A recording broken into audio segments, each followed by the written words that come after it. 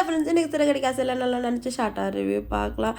விஜயா வந்து மனோஜ் ரோஹிணி மன்னிச்சிட்டாங்க. ஆனால் வந்து முத்து வந்து அதை ஒத்துக்கிறதா இல்லை. என்னதான் இருந்தாலும் அது எங்கள் அப்பா காசில் வச்சு கடை, அதனால் வந்து அதில் ஓனர்ஷிப்பே நான் சேஞ்ச் பண்ண போகிறேன் அப்படின்னு சொல்லிட்டு பெரிய ஒரு ஷாக் கொடுத்துட்றாரு. மனோஜ் வந்து அது எப்படா பண்ணுவேன் அப்படின்னு கேட்கவும், அது பண்ணி தான் ஆகணும். இது ஒன்றும் மாமனார் வீட்டு சொத்துல வச்சது இல்லையே, எங்கள் அப்பா வீட்டு காசு, அவர் கஷ்டப்பட்டு உழைச்சதுனால இந்த கடைக்கு அவர் தான் ஓனராக இருக்கணும், நீ இனிமேல் அதில் வேலைக்காரனாக தான் இருக்கணும் அப்படின்னு சொல்லிட்டு பெரிய குண்டு தூக்கி போடுறாரு.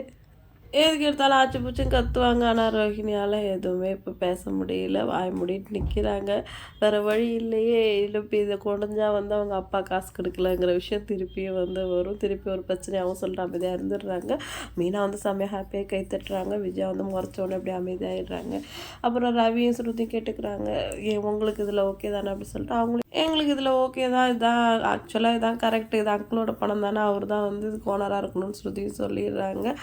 மனோஜ் ரூமில் வந்து ரோஹினிகிட்ட பேசுகிறாரு. இப்போ தான் நீ கரெக்டாக பேசின, அம்மாவுக்கும் வராத மாதிரி அப்படின்னு சொல்ல ரோஹினி கடுப்பாயிடுறாங்க. உங்கள் அம்மா என்னை வந்து அடித்தது உனக்கு பெரிய விஷயமாவே தெரியல, ஆனால் வந்து நீ அப்போ ஒரு வார்த்தை கூட கேட்காம நீ பாட்டுக்கு அமைதியாக இருந்தல்ல அப்படி சொல்லிட்டு திட்டிட்டு, இதெல்லாம் நான் உனக்காக தானே பண்ணேன், எனக்காவா பண்ணிட்டேன் அப்படின்னு சொல்லிட்டு என் கண்ணு முன்னாடி நிற்காத, கிளம்பிடு அப்படின்னு சொல்லிட்டு மனோஜை திட்டுறாங்க. அடுத்த சீனில் விஜயா உள்ள வந்து மனோஜ்கிட்டையும் ரோஹினிகிட்டையும் பேசுகிறாங்க. வீட்டில் நடக்கிறதெல்லாம் பார்த்தீங்கல்ல, நீங்கள் என்கிட்ட போய் சொன்னீங்க, வீட்டில் எல்லாத்தையும் மறைச்சிருந்தாலும் நீங்கள் என்கிட்ட சொல்லியிருக்கணும்ல, இப்போ எதில் போய் நிற்கிது பாருங்க. அந்த முத்து வந்து சும்மா இருக்க மாட்டான். இப்போ வந்து அவரை வந்து கடைக்கு ஓனர் ஆக்கணும்னு சொல்கிறான், அவரே வேணாம் சொன்னாலும் அவன் சும்மா விட மாட்டான் அப்படின்னு சொல்லிட்டு மனோஜ்கிட்டையும் ரோஹினிகிட்டையும் பேசுகிறாங்க. இது எல்லாத்துக்குமே காரணம் பார்த்தா அந்த 27 லட்சம் தான். இதை அவன் மூஞ்சில் தூக்கி எறிஞ்சிட்டு அவன் இந்த கடை விஷயத்தில் வந்து தலையிட மாட்டான். ரோஹிணி அதை நீ தான் பண்ணணும், நீ இவ்வளோ தூரம் பண்ணது பெரிய விஷயம் இல்லை. இப்போ வந்து உங்கள் சொல்லி உங்கள் அப்பா கிட்ட அந்த பணத்தை கேட்டு வாங்கி அவங்க மூஞ்சில் எறிகிற வழியை பாரு, இல்லைன்னா அந்த மீனா கிட்ட வந்து நான் தோற்று போய் அவமானப்பட்டு நிற்கணும் அப்படின்னு சொல்லிட்டு விஜயா சொல்லிட்டு கிளம்பிடுறாங்க. ரோஹிணி தலையில் பெரிய இடி இறக்குன மாதிரி இருக்குது.